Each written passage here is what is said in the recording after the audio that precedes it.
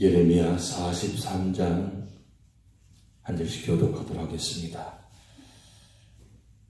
예레미야가 모든 백성에게 그들이 하나님 여호와의 말씀 곧 그들이 하나님 여호와께서 자기를 보내사 그들에게 이르신 이 모든 말씀을 말하기를 마치니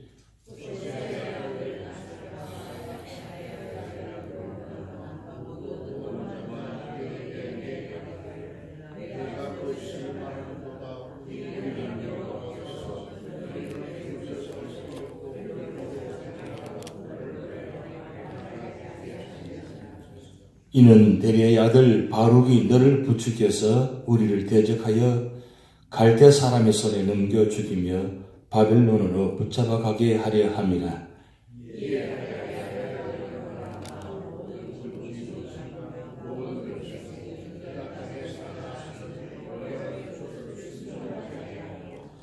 가레 아들 요하난과 모든 군 지휘관이 유다의 남은 자 곧 쫓겨났던 여러 나라 가운데에서 유다 땅에 살려 하려 돌아온 자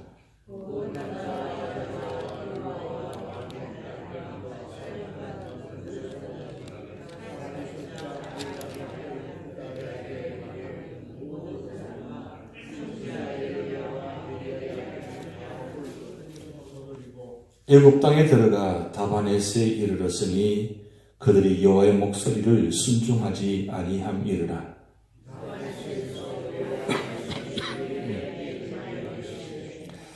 너는 유다 사람의 눈앞에서 내 손으로 큰 돌 여러 개를 가져다가 다바네스에 있는 바로의 궁전 대문의 벽돌로 쌓은 축대의 진흙으로 감추라.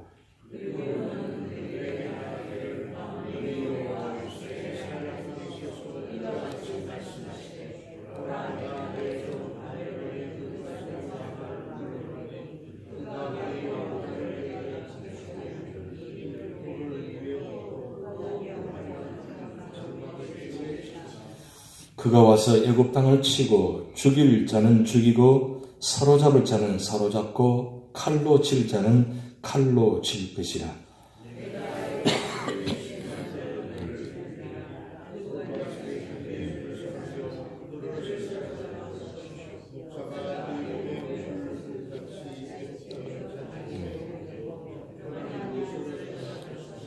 합독하시겠습니다. 그가 또 애굽 땅 베스메스의 석상들을 깨뜨리고 애굽 신들의 신당들을 불사리리라 하셨다 할지니라 하시니라.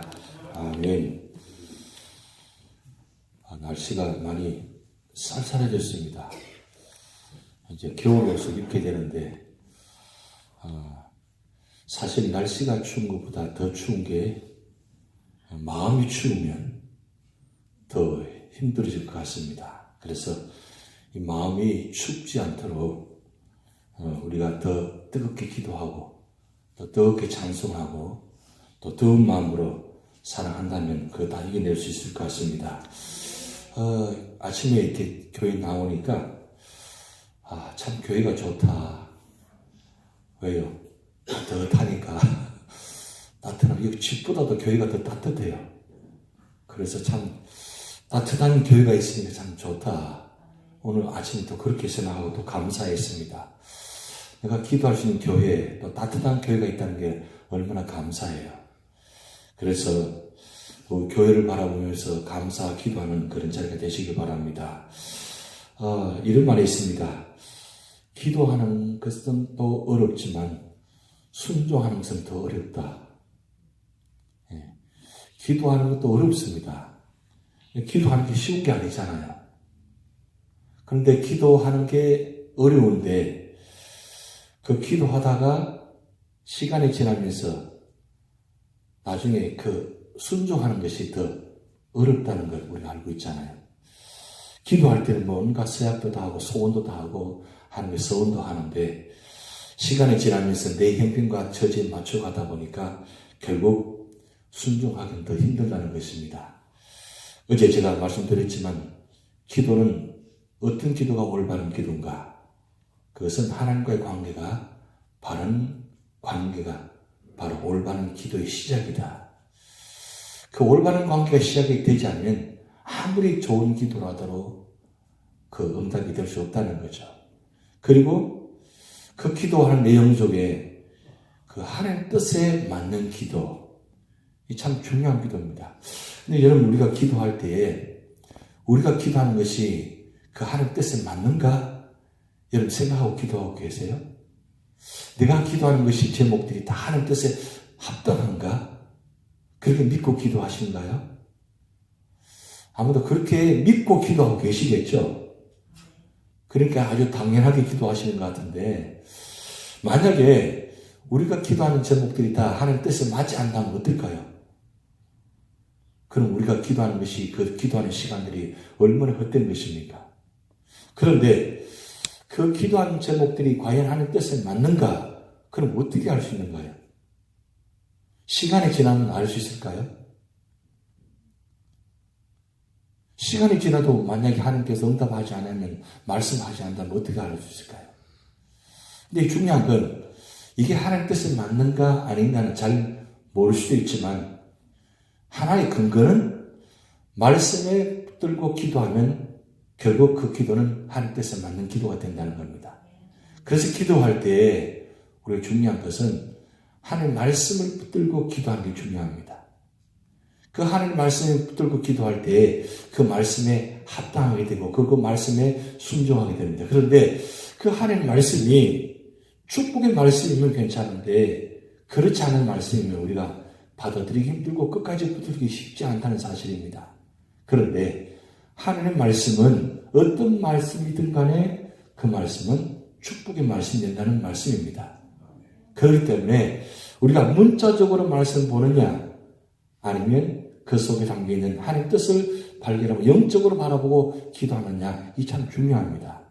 그렇기 때문에 우리가 이 말씀 볼 때마다 단순히 문자적인 기록된 말씀이 아니라 하나님의 감동으로 된 말씀이기 때문에 이 말씀을 붙들 때에 이 말씀 구절구절마다 하나님의 기쁜 뜻이 담겨있다는 겁니다. 그렇기 때문에 우리가 말씀 볼 때 오늘 예레미야 43장에 나타나는 이 말씀 중에 어떤 말씀인데 한 구절을 붙잡을 때에 그 말씀의 구절이 내게는 축복의 말씀이 된다는 것입니다. 그렇기 때문에 우리가 언제나 올바른 기도는 하나님의 말씀 붙들고 기도해야 된다는 사실.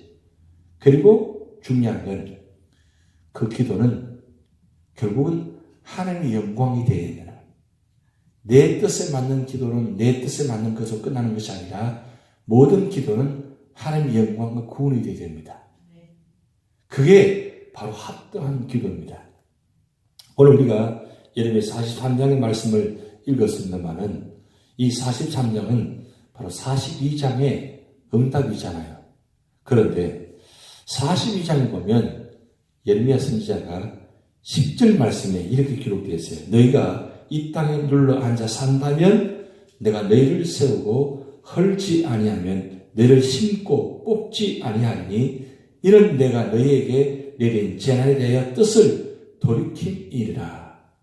이 말씀은 애굽에 가는 것이 합당한 기도의 뜻이 아니고 비록 이 유다 땅 지금 험하고 힘들고 다 황폐되어 있지만 그래도 이 땅에 눌러 앉아 있어야만 하나님의 응답이 이루어진다는 말씀입니다.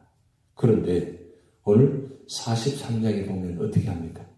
그들이 요청해서 기도해서 응답받은 이 말씀을 그들이 뭐라고 합니까? 2절 말씀 보면 거짓말하는도다 그렇게 합니다. 예레미야 선지자가 하나님께서 기도하고 난 다음에 응답해 주신 말씀을 그들은 거짓말로 받아들입니다. 아니 분명히 하나님께서 주신 말씀인데 그런데 예레미야 선지자가 이 하나님 말씀을 응답받아서 전할 때에 이때만 전한 것이 아니라 이 내용이 이때만 전한 것이 아닙니다. 한결같이 40년 동안 전한 내용입니다. 바벨론에 순종하라.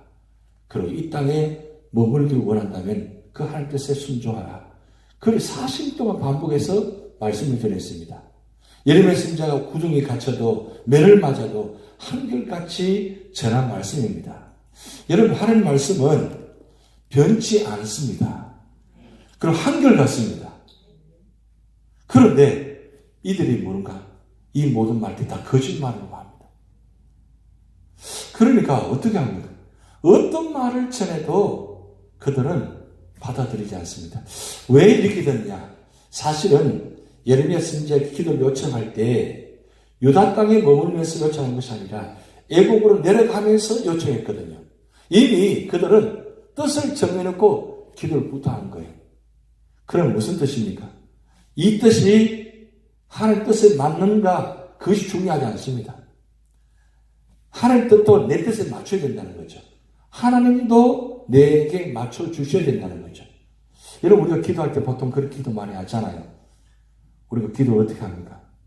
기도할 때 내 뜻을 다 하나님께 간구합니다. 그리고 내 뜻대로 기도가 응답이 되지 않으면 어떻습니까? 하나님 원망하잖아요. 왜 하나님 응답해 주지 않습니까? 그런데 하나님 생각은 우리 생각은 다르거든요. 그런데 가만히 지난 역사를 보면 우리 기도한 내용들이 다 하나도 응답해 주시지 않는 것이 아니라 비록 내 뜻에 가지고 기도한다 할지라도 하나님은 언젠가 어느 때 보면 다 이루어지게 하여서 응답해 주세요. 그런데도 우리는 내 뜻에 응답해 주지 않는다고 자꾸 항변한다는 뜻입니다. 그래서 오늘 예레미야 43장은 결국은 어떻게 됩니까? 결국은 애굽으로 내려갑니다. 애굽 내려가는데 여기 한 가지 특이한 사실은 예레미야 바룩이 함께 동행한다고 나와 있습니다.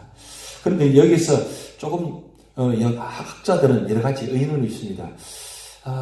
예레미야 선지자가 자원에서 내려갔다 하는 말도 있지만 여기 있는 사람들이 이 예레미야를 포로로 끌고 갔다 이런 말도 있습니다. 그런데 만약에 성경에 만약에 예레미야를 그들이 포로로 잡아갔다라고 말했다면 기록했을 텐데 그런 기록이 없습니다. 그러면 왜 예레미야가 이렇게 함께 애굽에 내려가느냐? 원래는 예레미야는 애굽에 내려가면 안 됩니다. 그런데도 예레미야가 애굽에 내려갔다고 기록되어 있어요. 왜 그랬을까요? 이 유다 백성들을 그만큼 사랑했다는 겁니다. 이렇게 해서라도 애굽에 같이 내려가서 그들에게 말씀을 전하는 뜻이 있다는 겁니다. 그러나 아니라니까 애굽에 내려가는데 하나님께서 또 예레미야에게 또 말씀합니다. 예레미야 말씀하는데 하나님의 징조를 보여줍니다. 그 애굽 궁전에 돌을 감추어 가지고 이 뜻이 무슨 뜻이냐? 바로 하나님께서 이 바빌론을 이 애굽을 치겠다는 뜻을 다시 또 보여줍니다. 왜 이렇게까지 합니까? 결국 하나님은 이 유다 백성들을 포기하지 않는다는 뜻입니다. 왜 포기하지 않을까요? 하나님이 이 유다 백성들을 선택하셨기 때문입니다.